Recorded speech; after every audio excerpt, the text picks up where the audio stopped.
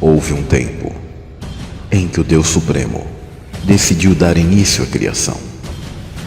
Tempo em que os seres celestiais foram criados e contemplaram o Todo-Poderoso moldando o universo.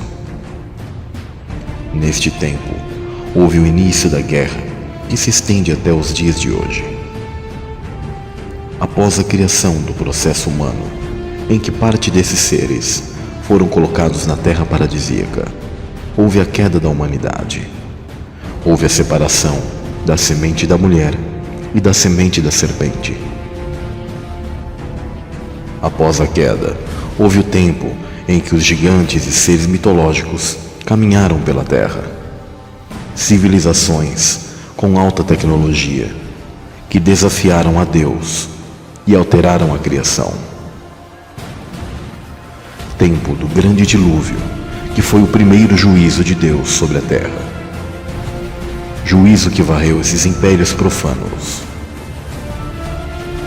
Tempo do levantar da grande Babilônia e da saga do povo hebreu até o Êxodo. Tempo dos guerreiros hebreus contra os remanescentes da semente da serpente, até a vinda do Messias. E hoje, o panorama com os atuais dias, em que próximo está o embate entre o filho da perdição e o retorno do Messias, o retorno do Rei.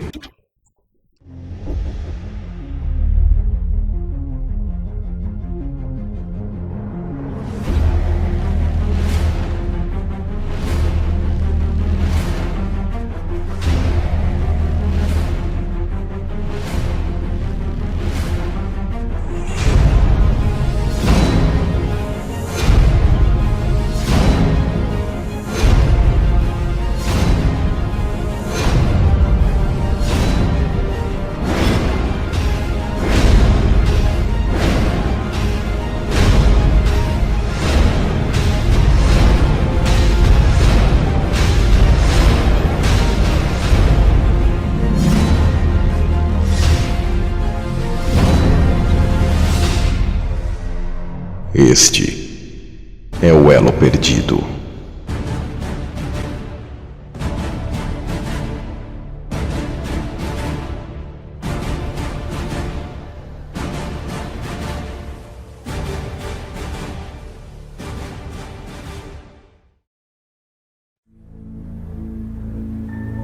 Muito além da eternidade, além do nosso espaço-tempo, Deus estava em seu estado único e pleno,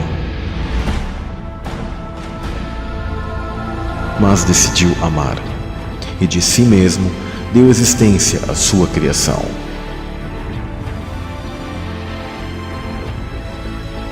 Deus quis ver a Deus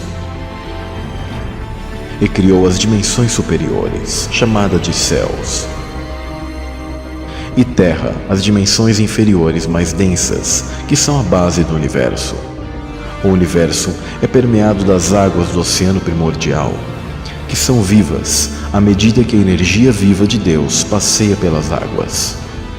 Deus é espírito, o espírito é elétrico, causando ionização por onde passa.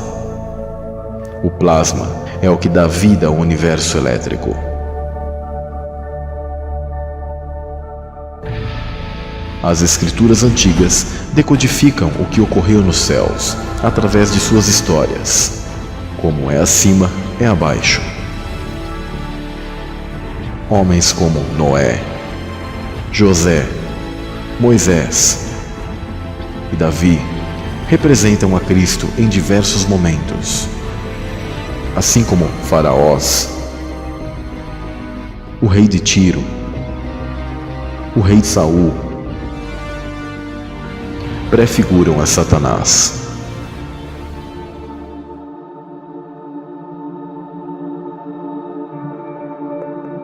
Deus deu autoridade a 13 grandes seres, assim como existiram os antigos 13 signos dos céus, que representam moradas celestiais, as tribos de Israel. Desses seres angelicais, um em especial tinha destaque. Segundo o livro de Enoque, ele era conhecido como Gadriel. Este foi o principal dos 5 grandes anjos que incitaram a queda angelical. Em Enoque está escrito: o nome do terceiro é Gadriel. Ele descobriu todo o golpe de morte aos filhos dos homens. Ele seduziu Eva e descobriu aos filhos dos homens os instrumentos de morte, o casaco de malha, o escudo e a espada para a matança, todo o instrumento de morte para os filhos dos homens. Estas coisas derivaram de suas mãos para os que habitam sobre a terra daquele período para sempre.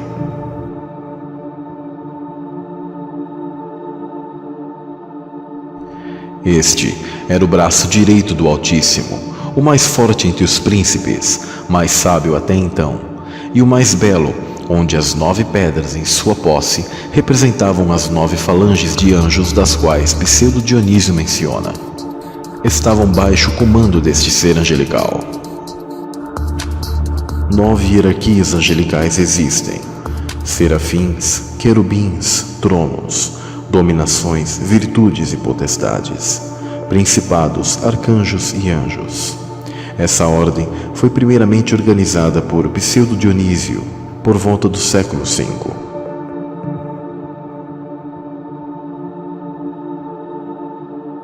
Como caíste desde o céu, ó Lúcifer, filho da alva, estrela da manhã. Como foste cortado por terra, tu que debilitavas as nações. E tu dizias no teu coração: eu subirei ao céu, acima das estrelas de Deus exaltarei o meu trono, e no monte da congregação me assentarei aos lados do norte. Subirei sobre as alturas das nuvens, e serei semelhante ao Altíssimo. O governo de Deus era descentralizado, possuía energia livre a todos, a autoridade respectiva a todos os seres. Mas a criação, não satisfeita com o governo do Altíssimo, convencidos pelo seu orgulho, aclamaram um rei sobre si, exatamente como o povo de Israel fez na história bíblica. A princípio, Deus conhecia o coração de Saul, que foi aclamado rei. Da mesma maneira, Lúcifer, que era o aferidor da medida, e controlou os louvores ao Altíssimo.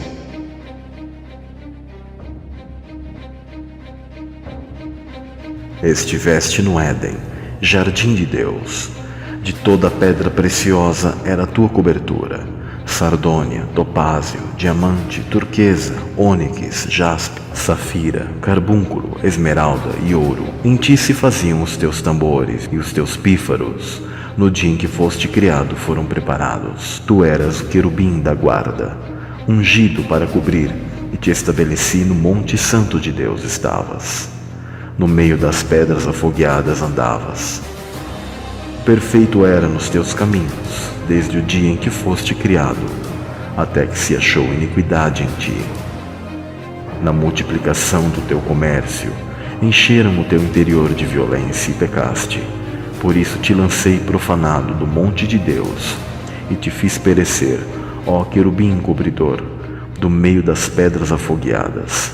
Elevou-se teu coração por causa da tua formosura.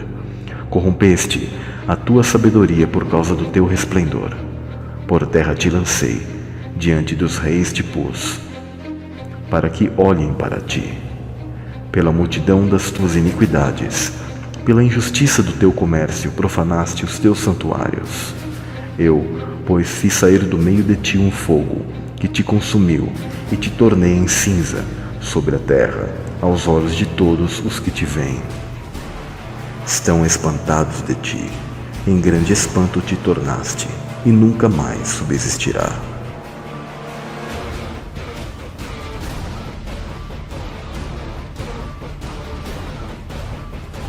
Este quis ocupar a mesma posição de Deus, e houve conflito celestial. Eu vi Satanás caindo do céu como um relâmpago. Na batalha houve caos, e os céus e terra se tornaram sem forma.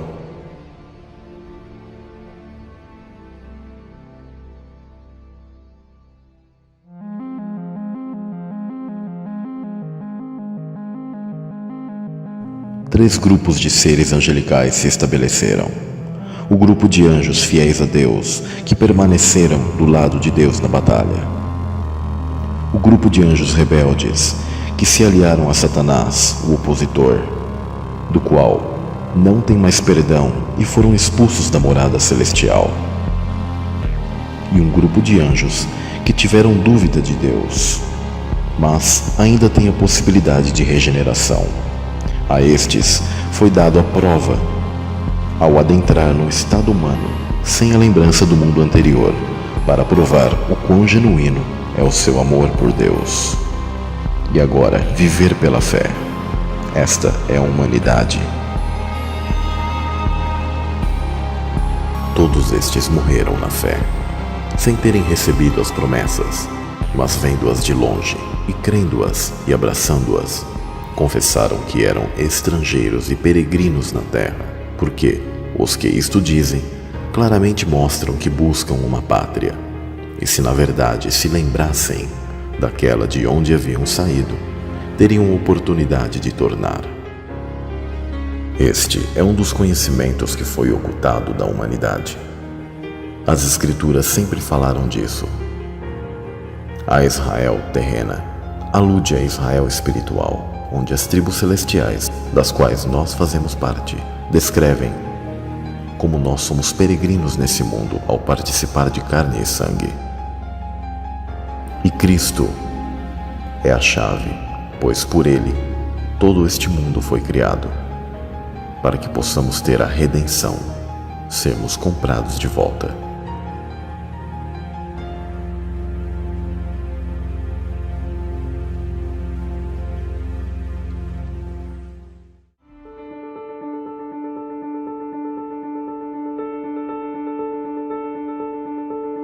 Percebemos um padrão bíblico em que, entre muitos irmãos, o considerado mais fraco era desprezado. Assim foi com José, mas, assim como em seu sonho dos feixes que se curvavam a ele, assim foi com Cristo, em que todos servirão ao Messias. O mesmo temos com Davi, o menor, porém o mais corajoso entre seus irmãos. Assim foi com Cristo. O padrão dos primogênitos também é apresentado nas Escrituras. A nação de Israel é chamada por Deus de primogênito, mas haviam outras nações anteriores a Israel. Cristo é o primogênito da criação, guardado no seio do Pai, que tomou o lugar de Satanás. Esse padrão é observável em Caim e Abel, em que Abel é morto e Sete é dado no lugar. Ismael e Isaque. Isaque é o filho da promessa, mesmo não sendo primogênito. Esaú e Jacó. Esaú vem de sua primogenitura, e Jacó tem a bênção e recebe o nome de Israel. Este é o padrão que ocorreu nos céus. Cristo assentou-se à direita do Pai e assumiu a primogenitura.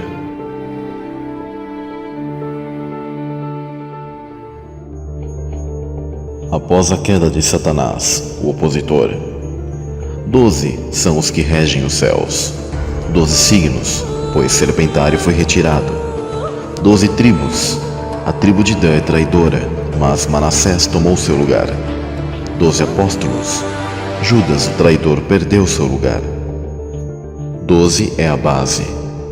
Então, o ser mais humilde de todos, chamado de unigênito do Pai, do qual o Pai possui amor específico a ele, pela sua humildade e amor que possui pelos seus irmãos. Este foi exaltado pelo Pai de forma especial. Este é o Messias que pediu ao Pai que fosse dado uma chance aos seres que entrariam no processo humano na recriação do paraíso. Todos aqueles que tiveram dúvida pecaram. Estes são os que foram destituídos da glória de Deus. Não se destitui algo do qual você não fez parte antes. Este pedido teve um preço. Assim como Davi contra Golias foi desafiado, Cristo aceitou o desafio de passar pelo processo humano para comprar com sangue real o perdão de nossos pecados. Do contrário, com nossas forças não seria possível. Por isso, Cristo é o princípio da criação.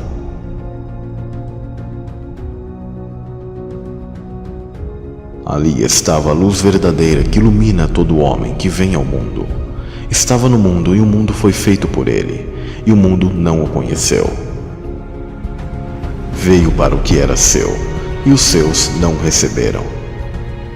Mas a todos quantos o receberam, deu-lhes o poder de serem feitos filhos de Deus, aos que crerem no seu nome, os quais não nasceram do sangue, nem da vontade da carne, nem da vontade do homem, mas de Deus. E o Verbo se fez carne e habitou entre nós, e vimos a sua glória, como a glória do unigênito do Pai, cheio de graça e de verdade.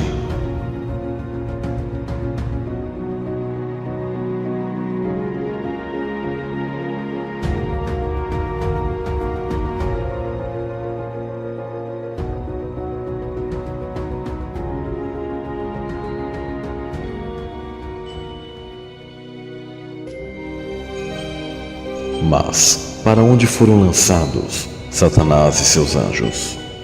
E o que ocorreu com os seres espirituais colocados no paraíso, dos quais nós fazemos parte, nós, a humanidade?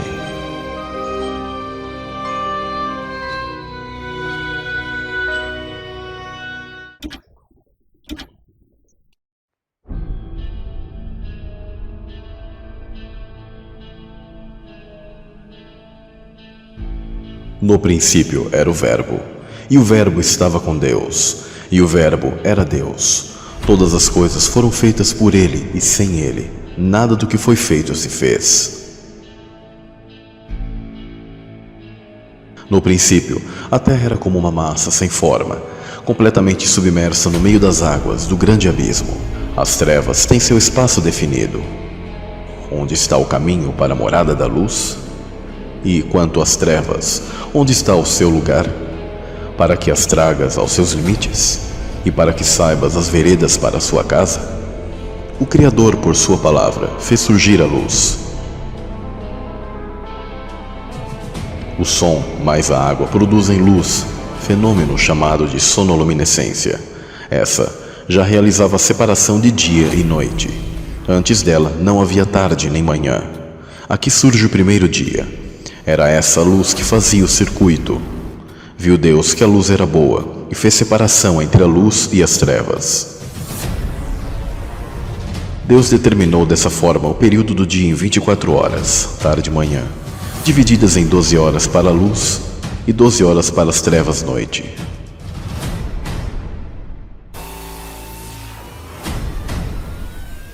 No segundo dia, o Criador fez surgir do meio das águas do abismo o domo, o firmamento. Acima da terra, tendo agora o reino físico, um formato que antes não havia, uma cúpula ou abóbada. Houve a separação de águas e águas, e fez surgir a terra seca. Deus planta seu domo sobre a terra. O Criador forma um espaço dentro do firmamento, gerando uma interação entre o domo e a luz, estabelecendo um limite para essa luz. Essa é a luz da realidade humana física.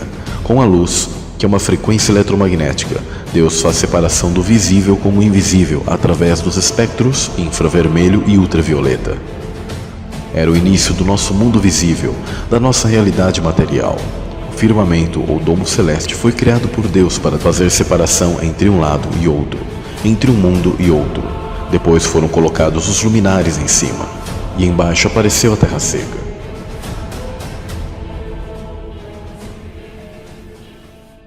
Assim foi surgindo o mundo dos homens, separado pelo domo e pelas águas de cima, do mundo de Deus. Louvai os céus dos céus e as águas que estão sobre os céus. As Escrituras fazem clara distinção entre a luz do primeiro dia com o sol criado no quarto dia.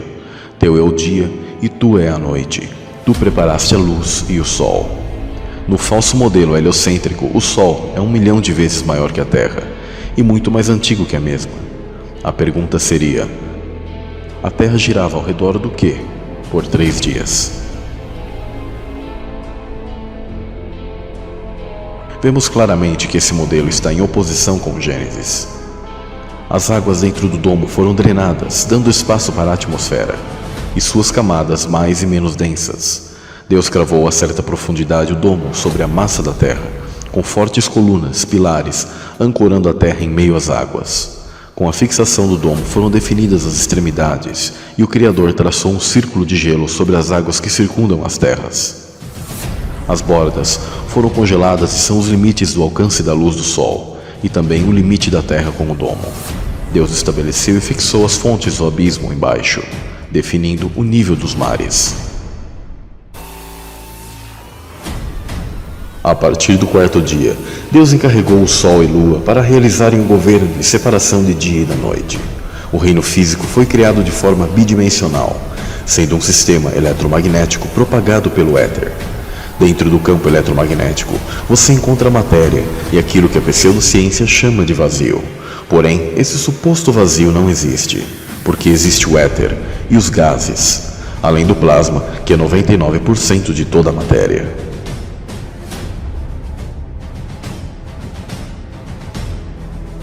O éter é o fluido imaterial que permeia todo o espaço e é o meio da propagação de ondas eletromagnéticas. Nosso universo é elétrico.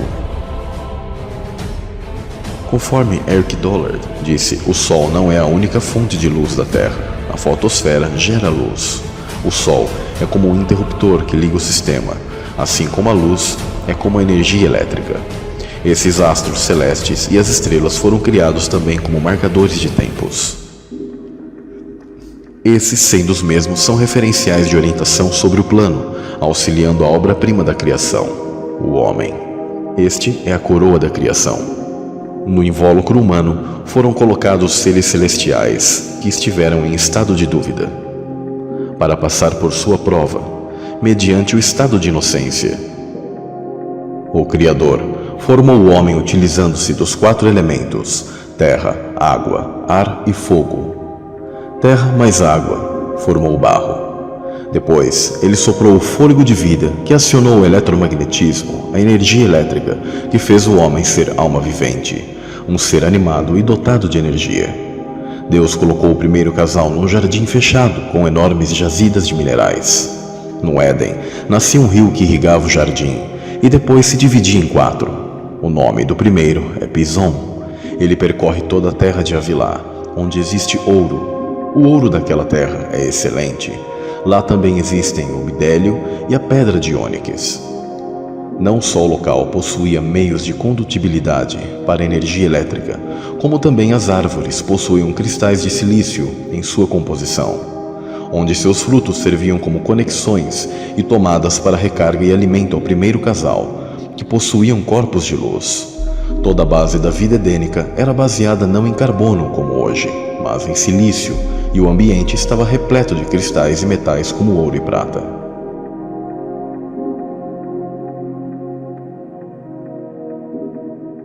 Adão foi o primeiro a se encarnar, e isso está relacionado à alta posição hierárquica dele, como um protetor, ou a palavra querubim.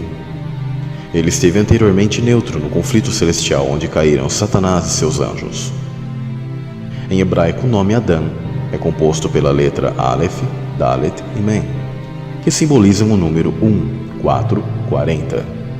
Ou seja, o nome de Adão é um código-fonte para toda a humanidade, remetendo ao 144, 144.000, que é o oposto em código-fonte ao 666, número do homem em pecado.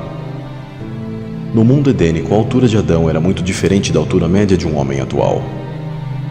Baseado na citação bíblica, e mediu o seu muro de 144 côvados, conforme a altura de um homem, que é a de um anjo. O côvado era a medida de comprimento que foi usada por diversas civilizações antigas. Era baseado no comprimento do antebraço, da ponta do dedo médio até o cotovelo. O côvado real dos antigos egípcios media 50 centímetros, já o dos romanos era de 45 centímetros. O apóstolo João tem uma visão inspirada por Deus de como serão os tempos finais e a volta de Cristo. E a altura da muralha da Jerusalém Celeste é descrita com 144 côvados, a mesma altura dos anjos, entendendo que um côvado for equivalente a 46,25 centímetros, para se manter em equilíbrio com o côvado egípcio e o romano, então teremos o seguinte: 66,6 metros. Sim, exatamente mais de 60 metros de altura, uma altura bem considerável. Mesmo que desconsideremos a medida de côvados que coloquei, a altura alcançada seria sempre como a de um prédio. Como os homens do passado têm sua altura original muito maior do que temos hoje, mantendo a altura de um anjo. Hoje, sabemos que Adão tinha mais de 60 metros seguindo a informação do Apocalipse, pois essa é a informação dada tanto para homens como para anjos. Os gigantes após o dilúvio tiveram sua altura diminuída pelo fato natural da Terra ter sido mudada em todos os sentidos. O campo magnético toroidal, que atua em taxas muito maiores, foi alterado, e a taxa de oxigênio e a pressão da atmosfera foi drasticamente diminuída, o que fez com que as condições atuais não favorecessem o crescimento de tudo que aqui no plano terrestre. A causa desse gigantismo antediluviano, explicada pelos cientistas, é que na época a atmosfera terrestre tinha uma porcentagem maior de oxigênio, em torno de 35%, enquanto hoje ela é de 21%. Já foi constatado indícios que poderia haver uma concentração maior ainda de 35% de oxigênio. Experimentos feitos com peixes, oxigenando muito mais a água para simular o período antediluviano, mostraram que tais peixes cresceram mais que o dobro do tamanho. Sabemos que ao longo dos tempos verificou-se que por onde passam as linhas de alta tensão, a vegetação cresce num ritmo mais acelerado, como em plantações. Pensando nisso, surgiu a ideia de montar esses projetos que têm a finalidade de converter energia elétrica em ondas eletromagnéticas pulsantes, a fim de estimular o crescimento das plantas, que cresceram mais rápido e tiveram tamanho aumentado, mostrando assim, como em João e Pé de Feijão, que a arte imita a vida, e dando total margem e possibilidade para que a vegetação antiga alcançasse alturas inimagináveis aos dias de hoje. A raça dos seres caídos sempre foi maior que a raça dos homens. No livro de Enoque podemos encontrar a incrível altura de 300 côvados dos seres gerados dos anjos caídos e as mulheres. Esses 300 côvados dão acima de 135 metros. Há algumas traduções colocada 3.000 côvados, o que seria mais de 1.380 metros. Um verdadeiro titã, narrado nos mitos, sendo a mais famosa na mitologia grega. Ambas visões, mesmo a que tem gigantes com altura menor, com mais de 135 metros, ainda é algo monstruoso. Notem que após o dilúvio, um homem em média possui 1,80 de altura mais ou menos. E a raça híbrida, que também foram perdendo altura, possuíam o dobro ou acima da altura comum de um homem, como no caso de Golias, próximo a 3 metros, assim como Og, o rei de Bazã, era de 4,15 metros de altura e 1,85 metros de largura, segundo os textos hebraicos.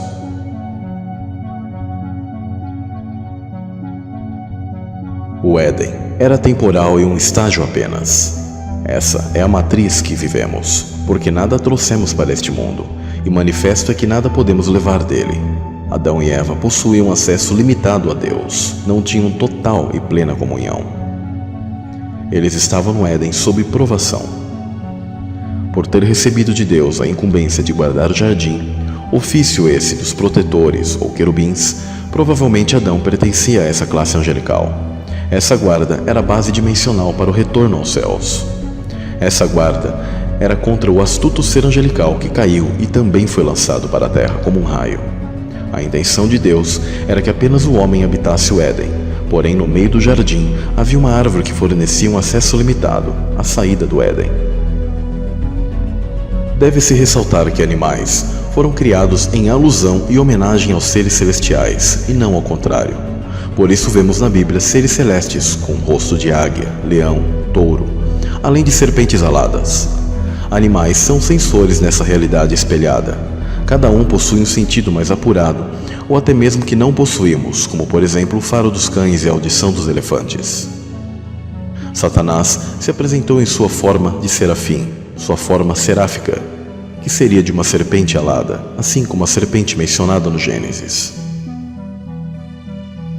E Eva, ter sido tentada pela serpente, realizou a conexão proibida com o ser que estava até então restrito.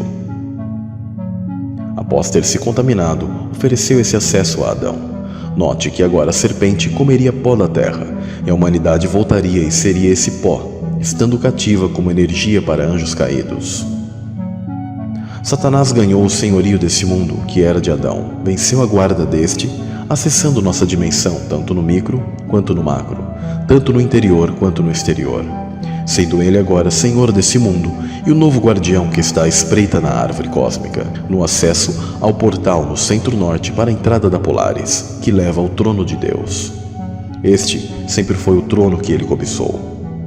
Após serem expulsos do Éden, Adão e Eva perderam seus corpos de luz e foram revestidos de pele. Entrou a degeneração física e genética, tanto no micro quanto no macro.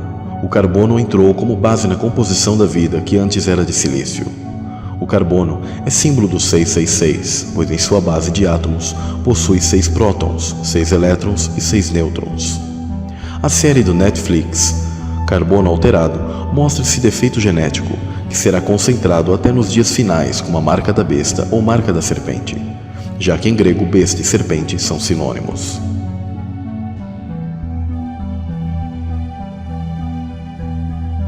O acesso ao jardim ficou bloqueado por querubins e uma espada inflamada que anda em redor. Aqui é uma clara alusão à aurora boreal que gira em espiral. Na mitologia escandinava é dito que Jormungand, a serpente das águas, guarda o acesso à árvore Yggdrasil. Eva saiu grávida, portanto, de 2 sementes, a semente humana herdeira da promessa do proto-evangelho de Gênesis 3,15, e a semente da serpente.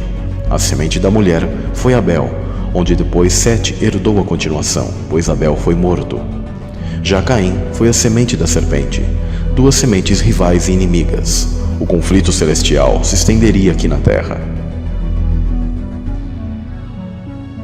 Mudanças em toda a Terra ocorreriam como efeito cascata devido ao pecado, a tal ponto de crescerem cardos e espinhos, os vírus, fungos e bactérias nocivas aos homens. Esses seres do micro são entidades agindo no mundo microscópico, se alimentam das células do nosso corpo, cumprindo a sentença dada à serpente. No Gênesis 3,15 está o grande enigma bíblico. E porei inimizade entre ti e a mulher, e entre a tua semente e a sua semente. Esta te ferirá a cabeça e tu lhe ferirás o calcanhar.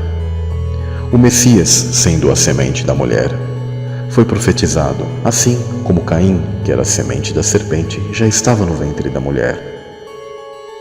Ao longo da história humana, 2 sementes sempre batalhariam pelo poder. Aqueles que se denominam de sangue azul, filho dos deuses, que estão nos governos mundiais até os dias de hoje. E aqueles que são filhos dos homens, relacionados à natureza e de vida mais simples, do qual sempre estiveram subjugados pelos governos.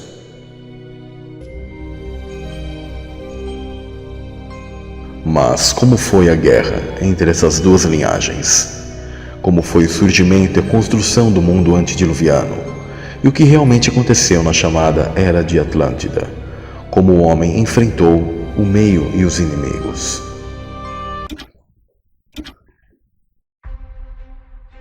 O tempo passou e a humanidade está em um novo cenário, vivendo numa realidade diferente do jardim. O caminhar nessa terra foi desigual para as 2 culturas existentes. A linhagem de Sete, que vivia um estilo de vida bem simples, mantendo a fé e obediência no Criador, se relacionando com a natureza e com a criação de forma harmoniosa, algo parecido com os índios de hoje. Já a linhagem de Caim, buscando toda e qualquer forma de tecnologia e aparatos sofisticados para transformar o meio e extrair o máximo da terra, mesmo que o destruindo, dominando o próximo pela violência e força, apartando-se de Deus e procurando outros meios para ter poder e domínio. Esses meios eram o contato com os anjos caídos através de monumentos, pirâmides, círculos de pedras e zigurates. Caim foi o primeiro construtor de cidades, onde fundou a cidade com o mesmo nome de seu primeiro filho, chamado Enoque. Não é o mesmo Enoque da linhagem de Sete. Seus descendentes tinham por lema se vingar 70 vezes 7. Isto é o oposto dos ensinamentos de Cristo, onde devemos perdoar 70 vezes 7. Caim recebeu o sinal, a marca, o hexagrama. E por mais estranho que possa ser, devido à mutação genética, ele possui uma aparência bizarra, abundância de pelos sendo que algumas tradições lhe atribuem chifres e um andar encurvado, muito próximo a um fauno ou um minotauro. Outras tradições dizem que ele bebia sangue e ritualizou seu irmão. Daí surgem os contos de vampiros e lobisomens. Lembram de Darwin e sua evolução humana? Aquilo nunca representou a semente humana, mas a semente da serpente e sua evolução, indo de uma besta como Caim, evoluindo via engenharia genética para os nefilins modernos de hoje, que nada diferem da semente da mulher. O joio hoje está igual ao trigo.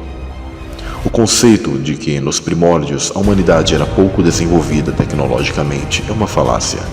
A civilização pré-diluviana estava em escala mundial, naquilo que ficou conhecido como a Era de Atlântida, tendo Saturno como o rei da Era Dourada dos deuses, onde os homens possuíam muito conhecimento e tecnologia, mas pouca consciência espiritual.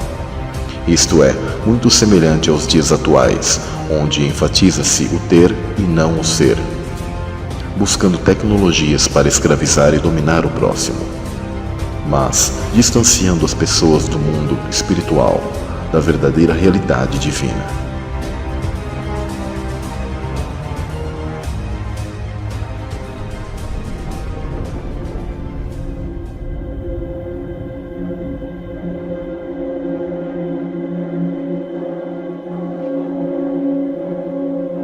No livro de Enoque, é descrito que 200 anjos sentinelas desceram para a terra no Monte Hermon, na atual Síria, nos dias de Jared.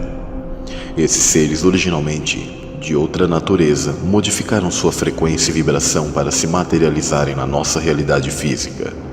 Isso ocorreu no mundo antediluviano, e esses 200 anjos vieram com uma missão para a Terra, justamente para guardar a humanidade contra o ataque dos demais anjos caídos, que caíram aqui desde o momento da rebelião celeste, na Primeira Guerra.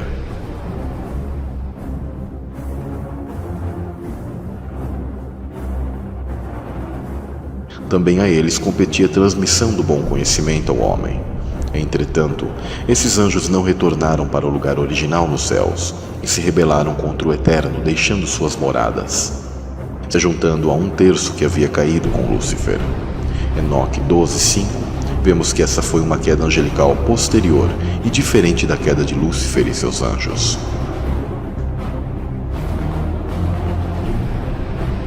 Na tradição rabínica judaica, há o conceito que os anjos, para acessarem a Terra, tiveram que passar por cortinas de água, rompendo mundos e acessando a nossa dimensão.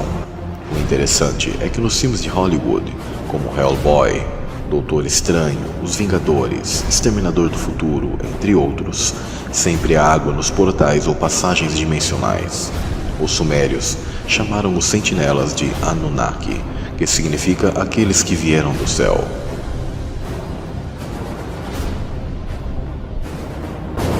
Voltando ao livro de Enoque, o mesmo cita esse evento peculiar na história da humanidade, onde os anjos ensinaram conhecimentos proibidos aos homens, e houve essa intervenção extradimensional na Terra.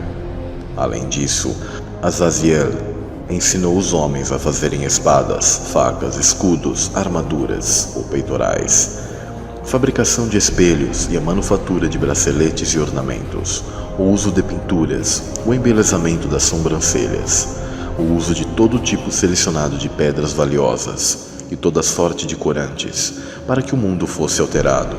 A impiedade foi aumentada, a fornicação multiplicada, e eles transgrediram e corromperam todos os seus caminhos. A Mazarak ensinou todos os sortilégios e divisores de raízes. Armers ensinou a solução de sortilégios. Barakayal ensinou os observadores das estrelas, que são os astrólogos. Akibel ensinou sinais. Tamiel ensinou astronomia. Azaradel ensinou o movimento da lua. O nome do quarto é Penemue. Ele descobriu aos filhos dos homens o amargor e a doçura, desenvolvimento de aromatizantes, e mostrou a eles todo o segredo de sua sabedoria. Ele ensinou aos homens a entenderem o escrito e o uso de tinta e papel. Fica claro que cada anjo ensinou uma habilidade que domina. Cada um possui um conhecimento e técnica em determinada área. Desde os primórdios, o conhecimento tecnológico que deu base à nossa civilização foi adquirido através de anjos.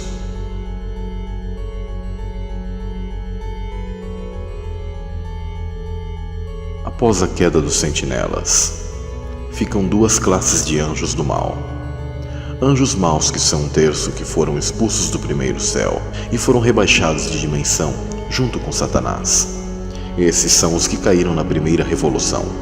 Alguns desses estão nas regiões celestiais e os mesmos tiveram a ajuda dos 200 sentinelas para agirem na terra como demônios. Os 200 vigilantes que vieram para a Terra numa missão de proteger a humanidade após a expulsão do Éden, mas acabaram desertando a missão e se unindo a Lúcifer, onde planejaram ter descendência com os humanos, os chamados Nefilins, gigantes, heróis da antiguidade, ou os semideuses. Em Enoque 15:8, é mostrado algo que responde à pergunta de o que seriam os demônios. Agora, os gigantes que têm nascido de espírito e de carne serão chamados sobre a terra de maus espíritos, e na terra estará a sua habitação. Maus espíritos procederão de sua carne, porque eles foram criados de cima. Dos santos sentinelas foi o seu princípio e a sua primeira fundação. Maus espíritos eles serão sobre a terra, e de espíritos da maldade eles serão chamados. A habitação dos espíritos do céu será no céu, mas sobre a terra estará a habitação dos espíritos terrestres, os quais são nascidos na terra. A diferença entre demônios e os anjos caídos é que os primeiros são os espíritos dos gigantes, que foram a descendência dos anjos caídos com as mulheres e que foram mortos no dilúvio. Esses espíritos eram dos anjos da primeira rebelião e perderam seu avatar, o seu corpo. Por isso são obcecados por corpos. Quando canalizam alguém, querem voltar e ter os prazeres que possuíam antes, como beber, comer, fumar, cometer fornicação. Estes são a prole dos anjos caídos, almas penadas, espíritos errantes, os espíritos que caíram para a terra com Satanás e que procuraram intervir nessa realidade por meio de canalizações. Jesus disse sobre esses: e quando o espírito imundo tem saído do homem, anda por lugares áridos buscando repouso e não o encontra. Esses espíritos demônios foram os da primeira queda e tiveram a oportunidade de interagir neste mundo físico por plano das sentinelas, ao terem sua união com a semente humana. Um dos motivos para os anjos caídos planejarem filhos foi para terem outros agindo e dando continuidade em suas obras, mesmo se os caídos ficassem presos e fora de cena. E isso foi o que ocorreu. Estes foram aprisionados no Tártaro. Isso resultou em algumas criaturas híbridas extraordinárias, trazendo muitos espíritos malignos dentro de corpos físicos, concluindo então que demônios não são os 200 sentinelas, mas os espíritos da primeira queda e que almejaram manipular nossa realidade, se manifestando por meio desses corpos. Os 200 sentinelas foram presos.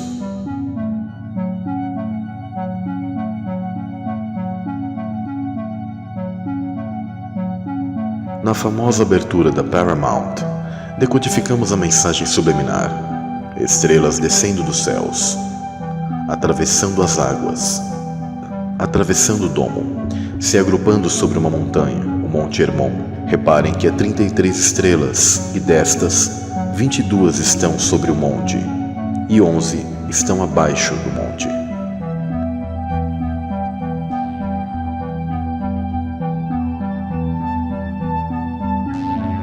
Devido à presença de anjos caídos, a primeira civilização humana caminhava a passos largos para a aniquilação e contaminação genética extrema.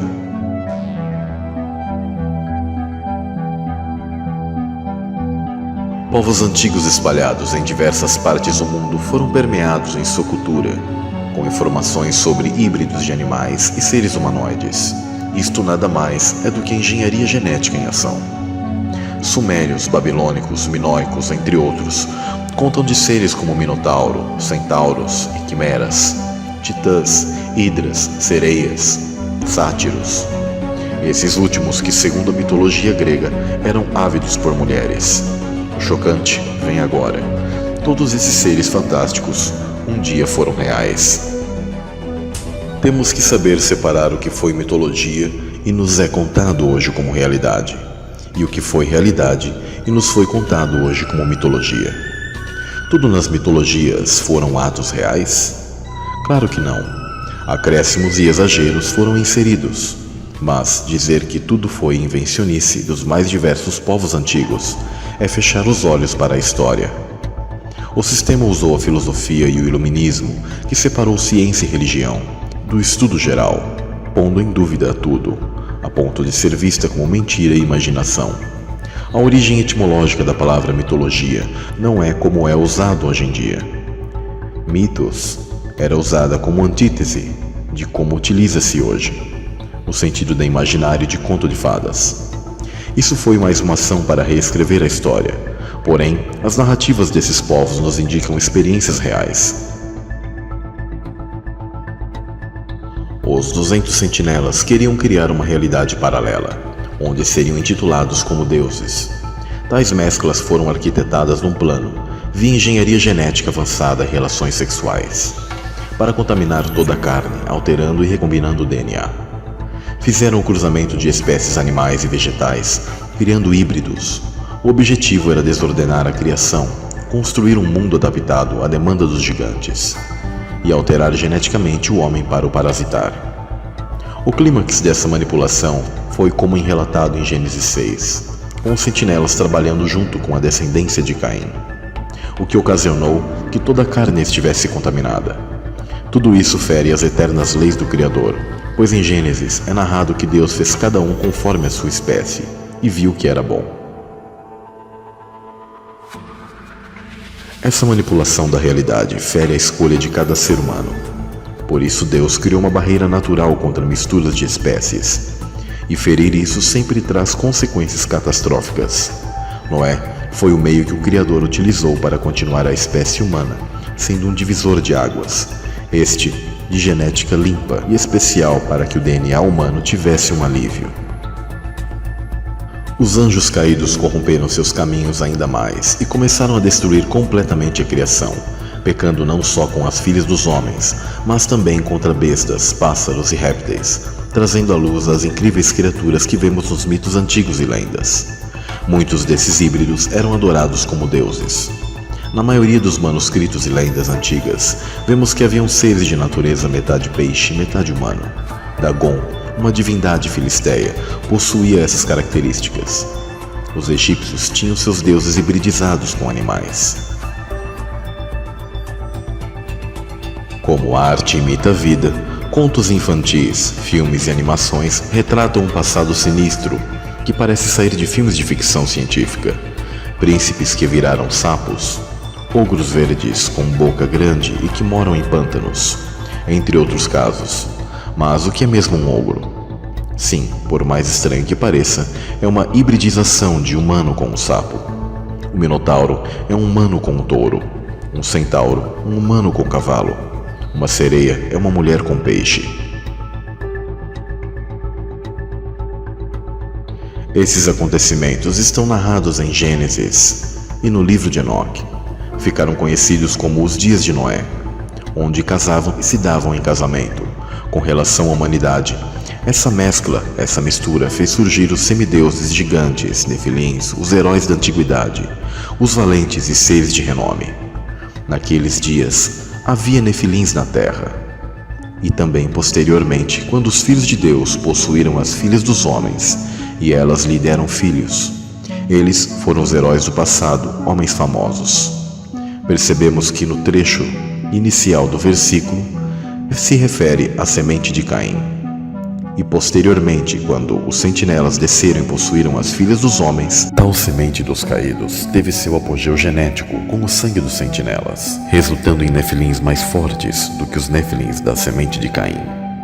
O DNA humano e animal estava sendo recombinado entre si, e também com o DNA dos anjos caídos. Os gigantes devoraram toda a produção da terra, animais e vegetais. Os 200 sentinelas tiranizaram os homens e estabeleceram um caos na terra, com violência, injustiças, fornicações, imoralidade, idolatria, feitiçarias e artes místicas. Ocorreram guerras entre raças diferentes e gigantes, assim como descrito de Titanomáquia dos gregos antigos. Além de serem maiores e mais fortes, os gigantes possuíam poderes místicos. Em Enoque 19:2 é narrado: e sendo numerosos em aparência, ou assumindo muitas formas, profanaram os homens e fizeram com que errassem. Esses terríveis acontecimentos foram a causa da intervenção do Criador. Logo Deus viu no dilúvio uma forma de limpar a terra dessas aberrações, aniquilando toda a carne que havia se corrompido, com exceção de um homem e sua família, Noé. Ao serem cortadas as gigantes árvores de silício que funcionavam como antenas captadoras e amplificadoras e transmissoras de energia. A Bíblia descreve nas cartas de Judas e Pedro: e aos anjos que não guardaram o seu principado, mas deixaram a sua própria habitação, reservou na escuridão e em prisões eternas até o juízo daquele grande dia.